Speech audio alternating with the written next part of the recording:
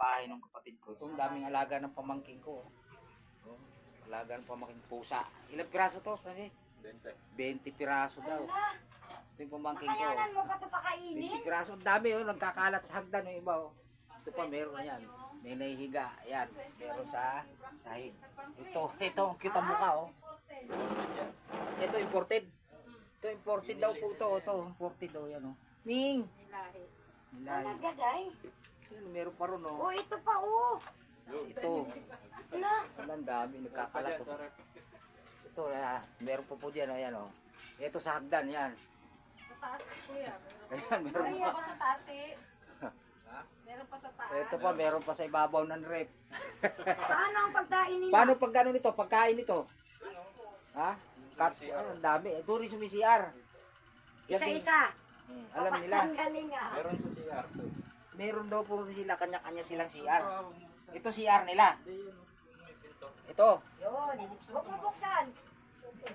Ito daw si may CR daw dito. Ito mismo. Mapasok na lang daw dito yan. Yung kanyang pusa. Mapasok daw dyan. CR.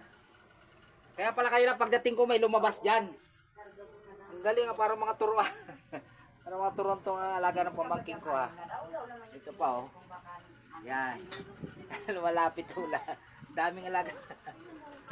Ming! Kano to? Buti hindi ka nalilito mga pangalan nito.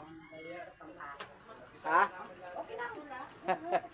Galing dito pamangking ko. Ang dami. Ming! Ang dami oh. Ayan, nagtumpok sila oh. Bali 21 lahat. 21 daw po lahat ng kanyang mga alaga. 6 yung nasa taas. Tapos dito, Nandito pa daw sa taas. 7. Buhaan mo. May aso dyan eh. Kapatay na. Dito, akit ako sa may hagdan. Akit ako sa hagdan. Kuya, isa. Ito, meron daw dito. Ito yung bulag.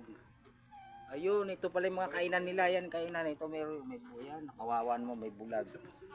Ayan, oh. Musunod di akin, oh. Dami. Ming! Ayan, oh.